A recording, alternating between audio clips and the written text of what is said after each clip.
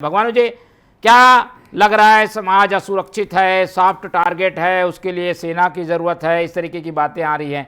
समाज का क्या पक्ष है, समाज क्या सोचता है?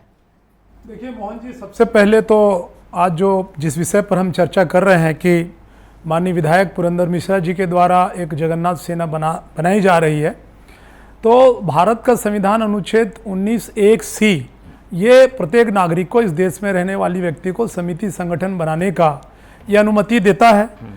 पुरंदर मिश्रा जी विगत कई वर्षों से हमने देखा है कि जगन्नाथ सेवा समिति के अध्यक्ष है। एक भव्य मंदिर भी उन्होंने बना करके, चाहे भारतीय जनता पार्टी के सरकार रही हो या कांग्रेस की, तमाम मुख्यमंत्री और बड़े राज्यपाल महोदयगण सब जा करके उस कार्यक्रम में शामिल हुए हैं।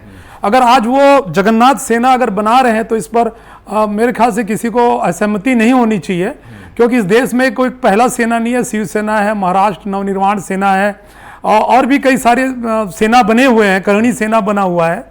और अगर वो इस बात की चिंता कर रहे हैं कि रायपुर राजधानी में बड़ी मात्रा में जो उड़िया समाज के लोग हैं, झुग्गी बस्तियों में रहने वाले जो लोग हैं, धर्मांतरित हो रहे हैं, उनको रोकना चाहिए, तो निश्चित रूप से मैं उसका समर्थन करूंगा। क्योंकि देखिए, मैं दलगत राजनीति से हट करके बात करूं तो धर्मांतरण का अगर सबसे ज्यादा अगर कोई शिकार अगर राजधानी रायपुर में हो रहा है तो उड़िया समाज के लोग झुग्गी बस्तियों में रहने वाले हो रहे हैं। और इसके लिए सरकार भी जिम्मेदारी है, क्योंकि सरकार को भी कड़े कानून बनाने चाहिए। देखना चाहिए जो गरीब लोग हैं, जो वंचित लोग हैं, उनकी जो मूल संस्कृति है, जैसे आदिवासियों की अपनी एक संस्कृति होती है, उनकी एक अपनी पूजा पद्धति होती है। तो उड़िया समाज भी आप देखेंगे, नवाखाई जो इनका प्रमुख पर्व होता है हमारा, उसमें हम लोग फसलों की पूजा करते हैं, हम लोग अपने देवी देवताओं की पूजा करते हैं, अपने पूर्वजों की पूजा करते हैं। बड़ी संख्या में जो लोग धर्मांतरित हो रहे हैं, अन्य विशेष धर्म पर जा रहे हैं, वो लोग अपनी मूल संस्कृति से वो कहीं ना कहीं बाहर हो रहे हैं। लेकिन बजरंग दल की तरह साइड इफेक्ट भी होगा इसका। बजरंग दल जैसे हर जगह पहुंच जाता है, विवाद होता है, जो लोग सही में धर्म को अपनाना चाहते हैं उनसे भी विवाद की स्थिति बनेगी। इससे ऐसा नहीं लगता टकराव होगा? देखिए, भारत के संविधान में ये हर किसी को अपने अपने धर्म की को मानने का, उपासना करने का सबको अधिकार है।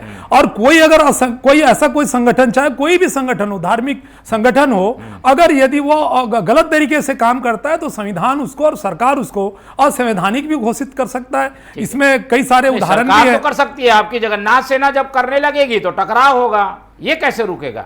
नहीं, देखिए, टकराव वाली कोई बात नहीं है। हर कोई अपने अपने हिसाब से काम करने के लिए स्वतंत्र है। विधि के अनुरूप और संविधान में जो प्रावधान है उसके तहत काम करनी होगी।